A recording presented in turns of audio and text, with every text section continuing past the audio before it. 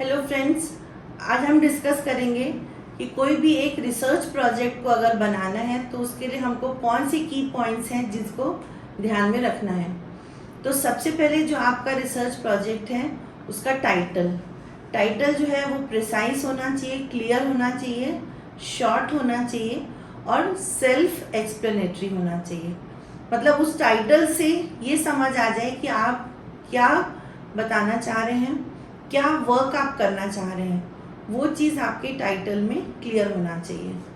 इसके बाद आता है बैकग्राउंड में बेसिकली हम रिलेटेड जो भी लिटरेचर है या जो किसी और ने काम किया होगा आपके टॉपिक से रिलेटेड, उन चीज़ों का बैकग्राउंड में हम लिखते हैं कि अभी तक मान लीजिए इससे रिलेटेड क्या वर्क हुआ है, उसमें क्या प्रॉब्लम्स हैं और क्या आगे रिसर्च की पॉसिबिलिटीज़ हैं, और साथ ही साथ आपकी जो हाइपोथेसिस है, क्यों आपने वो टॉपिक को सिलेक्ट किया, जिसको कि हम लोग रिसर्च एनवाइसेज बोलते हैं, वो सारी चीज़ें मिला करके बैकग्राउंड जो है वो एक हम प्रिपेयर करते हैं। इसके बाद आता है जो लिटरेचर रिव्यू या लिटरेचर सर्वे हम लोग लिखते हैं, उसको ध्यान रखिएगा कि हमेशा क्रोनोलॉजिकल ऑर्डर में लिखा जाता है, मतलब करंट टू बैक जाते हैं। सपोज अभी की बात करें हम 2021 की, तो 2021 के पेपर्स पहले आएंगे, फिर 20 के, फिर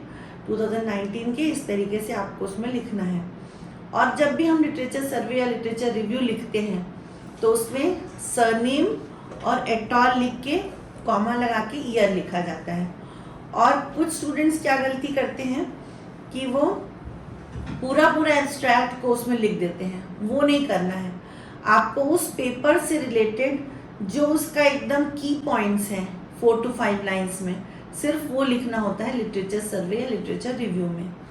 इसके बाद बात करते हैं हम कि जब रिसर्च प्रोजेक्ट लिखते हैं तो उसमें और क्या चीज़ हमको स्पेशली लिखनी है।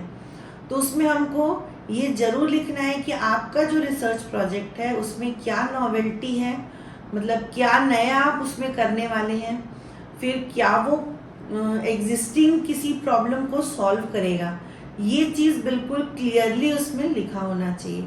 और अगर मान लीजिए आपका कुछ सोशल रिलेटेड कोई प्रोजेक्ट है तो वो हमारी सोसाइटी के लिए कैसे बेनिफिशियल है, वो चीज़ हमको बिल्कुल क्लियरली वहाँ पर लिखना ज़रूरी है, तब वो प्रोजेक्ट हमारा वायबल होता है, वो प्रोजेक्ट जो है वो एक्सेप्ट होने के चांसेस उसमें ज़्यादा होते हैं। इसके बाद सबसे इम्पॉर्टेंट चीज़ वो होती है मेथोडोलॉजी और साथ ही साथ प्लान ऑफ वर्क।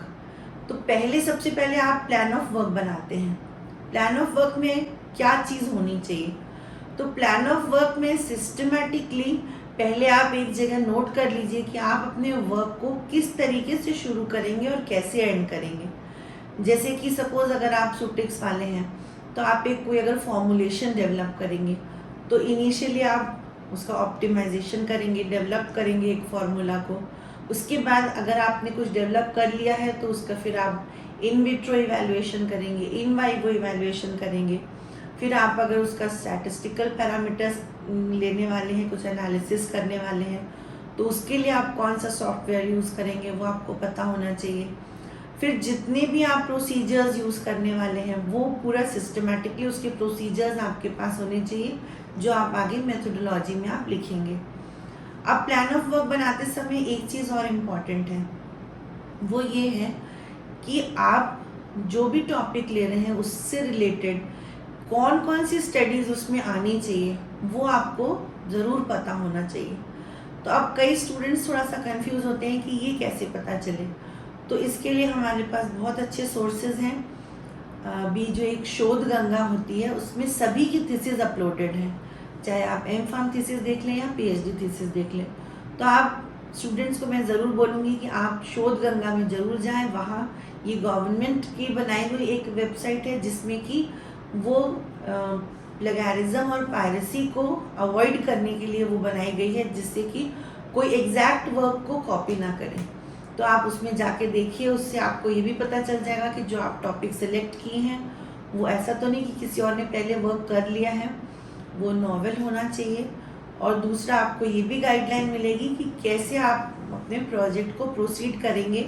उसके प्लान ऑफ वर्क में आपको कौन कौन सी स्टडीज़ डालनी चाहिए, जैसे हम जब बायोलॉजिकल स्टडीज़ की बात करते हैं तो कई बार हमको आइडिया नहीं होता है कि हमको कौन कौन सी स्टडीज़ डालनी है। लाइक हम सेल लाइन स्टडीज़ डाल सकते हैं, फिर हम एनिमल स्टडीज़ डाल सकते हैं।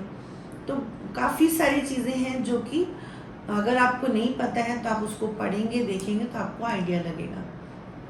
ये तो हुआ प्लान ऑफ वर्क बनाने की बात। उसी तरीके से जो केमिस्ट्री वाले हैं उनको पहले स्कीम बनानी होती है, तो वो सिस्टमेटिकली स्कीम को डेवलप करते हैं। जब उनकी स्कीम डेवलप हो जाती है तो उस समय उनको ये भी देखना होता है कि जो केमिकल्स हम लेने वाले हैं वो अवेलेबल है कि नहीं, उसका कॉस्ट क्या है। ये सब प्रैक्टिकल प्रॉब्लम्स को भी देखते हुए हमको टॉपिक जो है वो सिलेक्ट करना होता है और उसको आगे प्रोसीड करना होता है। तो अब अगर आपकी प्लानिंग बन गई तो यहीं पर आपको एक सिस्टमैटिक, एक डेट वाइज चार्ट भी बना लेना चाहिए कि आपका जो प्रोजेक्ट है वो कितने ड्यूरेशन का है और उसका मंथली आप किस तरीके से उसको प्रोसीड करेंगे, ये बनाना बहुत ज़रूरी है। तब आप उस हिसाब से उतना वर्क आप सिलेक्ट करेंगे। लाइक अगर आपका 2 इयर्स का प्रोजेक्ट है तो आप 2 इयर्स के हिसाब से अपना टॉपिक लीजिए, उसकी प्लानिंग करिए। ऐसा ना हो कि आपने बहुत बड़ा कुछ ले लिया और आप उसको कवर नहीं कर पा रहे हैं। या अगर आपका सपोज पीएचडी वर्क है, 4 इयर्स का वर्क है, 3 इयर्स का है, उसमें आपने एक छोटा सा टॉपिक ले लिया, वो भी जस्टिफाइड नहीं होता है। तो वो हमको बिल्कुल केयरफुली प्लान करना है चीज़ों को। इसके बाद आता है मेथोडोलॉजी पार्ट।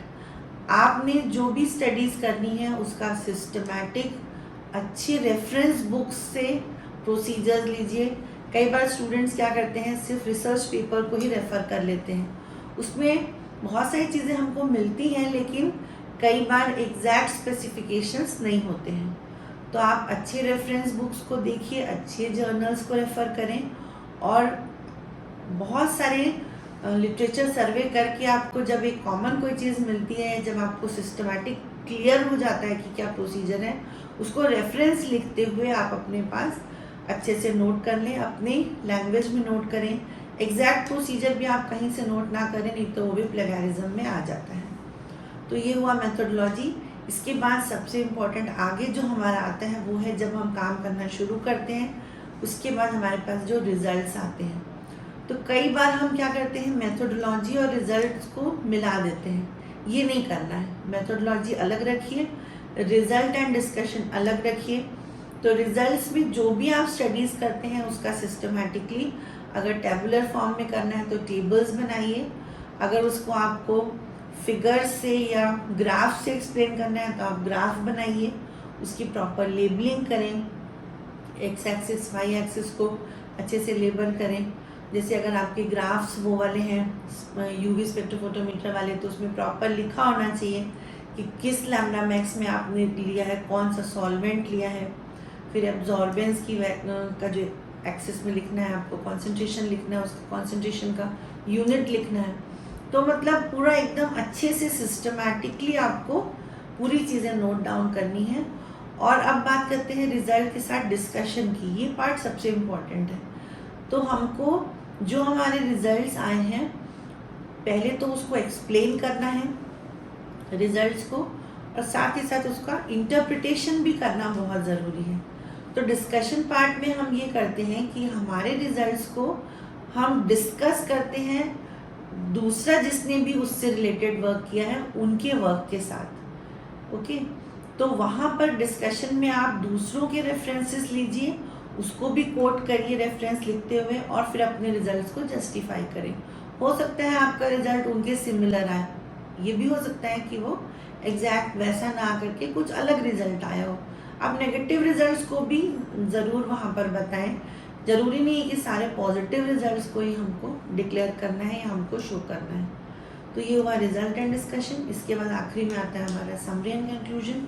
उसमें आपको पूरी समरी लिखनी है जो आपने वर्क किया उसका ओवरऑल, और एंड में एक पैराग्राफ में हम कंक्लूड करते हैं हमारे वर्क को कि ये जो हमने वर्क किया उसके क्या बेनिफिट्स हैं, उसको हमको उससे क्या समराइज करते हैं। और कई बार हम अलग से फ्यूचर प्रॉस्पेक्ट्स लिखते हैं या कभी हम कंक्लूजन में लिख देते हैं। तो फ्यूचर प्रॉस्पेक्ट्स आपके वर्क के वो भी लिखे होने बहुत ज़रूरी हैं। फिर अब एंड में आता है आपका रेफरेंसेस। तो रेफरेंसेस को आपको ये ध्यान देना है कि आप अगर से तो आप अपने थीसिस बना रहे हैं अपने वर्क की, तो आपके यूनिवर्सिटी ने जो पैटर्न दिया है उस हिसाब से आप रेफरेंसेस को सेट करेंगे। कहीं ऐसा होता है कि वो 1 2 3 वाला पैटर्न यूज़ होता है, किसी किसी यूनिवर्सिटी में अल्फ़ाबेटिकल होता है, तो वो आप उसको देख करके वैसे अपने रेफरेंसेस को सेट कर लें। और अगर आप रिसर्च प्रोजेक्ट बना रहे हैं फाइनेंशियल ग्रांट के लिए, तो फिर आप उस एजेंसी की प्रोटोकॉल को देख लें, उनका फॉर्मेट देख लें, उनकी गाइडलाइंस देख लें, उसको प्रॉपर डाउनलोड करके प्रिंट निकाल के उसको पढ़ें अच्छी तरीके से। उसके बाद अपना जो रिसर्च प्रपोजल है उसको उस फॉर्मेट में आप उसको सेट करें। तो इस तरीके से जब ये पूरा आपका रेडी हो जाएगा, तब ये आपका एक रिसर्च प्रोजेक्ट जो है वो कंप्लीट होता है। आप इसको फिर सबमिट करने के लिए रेडी हो जाते हैं और फिर उससे आपको पॉजिटिव रिजल्ट्स मिलते हैं। तो ये कुछ गाइडलाइंस था आपको किस तरीके से आप एक रिसर्च प्रपोजल को या रिसर्च प्रोजेक्ट को बना सकते हैं, either in the form of thesis और for submitting for any financial grant. So thank you so much. Hope आप लोगों को कुछ गाइडलाइंस मिली होंगी। आप हमारे YouTube channel SRIP edu pharma को देखते रहें। Keep learning, keep studying, be safe, be healthy. Thank you so much.